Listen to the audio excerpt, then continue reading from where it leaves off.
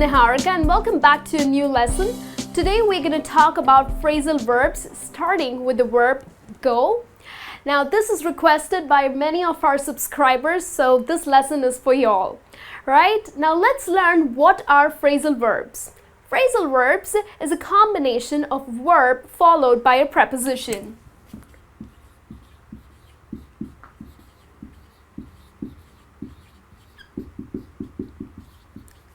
Okay, so the verbs are followed by preposition and this combination makes mini phrases and that's why we call it as phrasal verbs.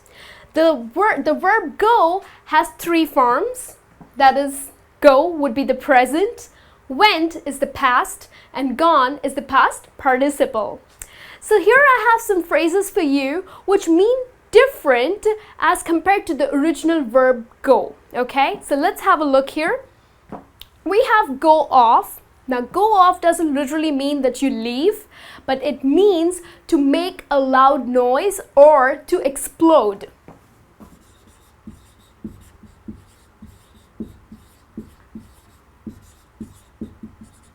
So you know how the fire extinguishers go off, right? So for example, we have a sentence here, my alarm clock went off at 7 a.m., right? So your alarm clock basically goes off, right? So here we have went off, which is the past of the verb go, okay? And that's why we are using went off. But what it really means that it made a loud noise, okay? The other one that we have is to go over, go over. Go over means to review.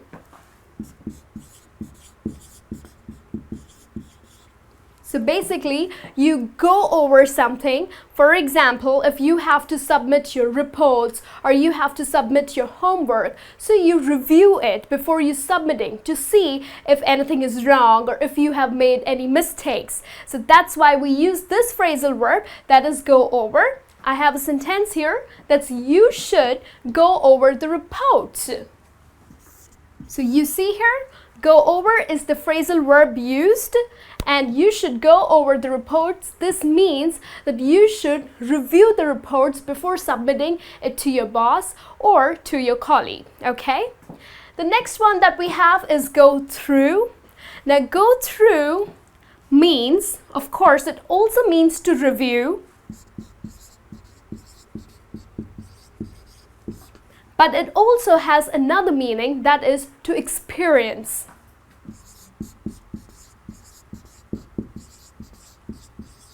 Okay, so it has two meanings.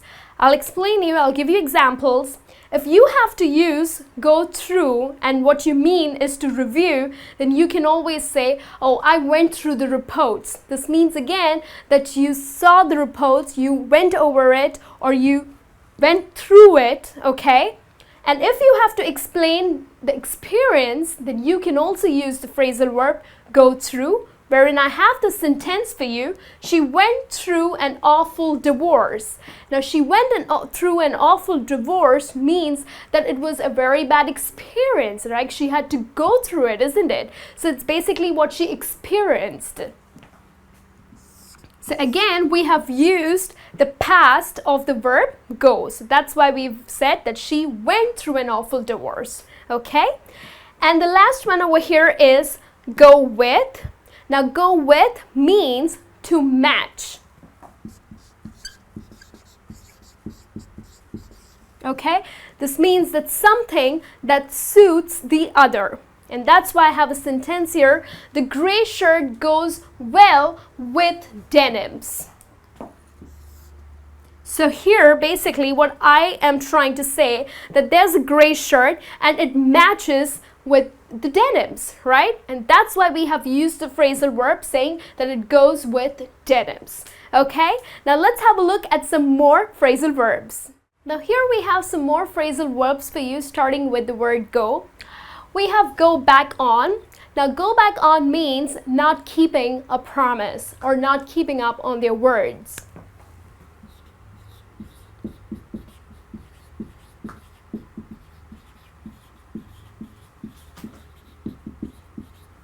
Right? So someone who doesn't keep their word or someone who doesn't keep their promise, you can say that you are going back on your words.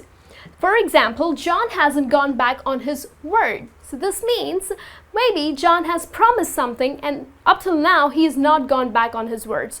Okay, so this basically means that he has kept a promise, right? Now the next one we have is go down. Go down is basically reduce or to decrease.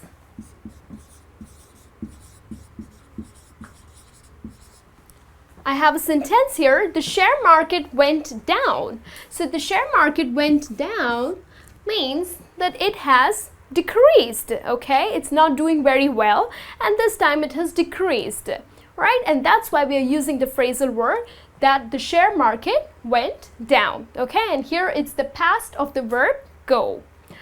Then we have go on with. Go on with means that you, whatever is planned, you continue with it, okay?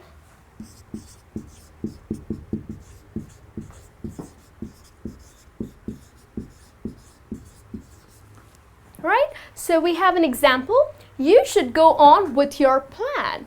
You should go on with your plan means maybe you can't go, something has been planned, maybe your friends have planned a trip and you are not able to go. So that's exactly the reason why you're telling your friends that you should go on with your plan. So just do it as per the plans.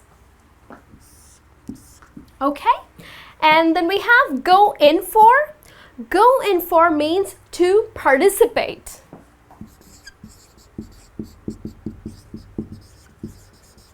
Okay, it doesn't mean that you are walking into something, okay?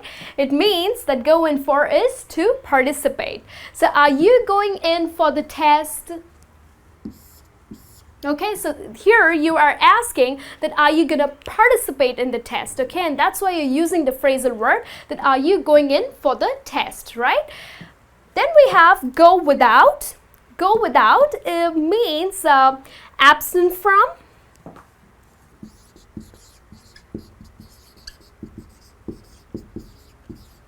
Or something that is not used or something that is not needed, okay?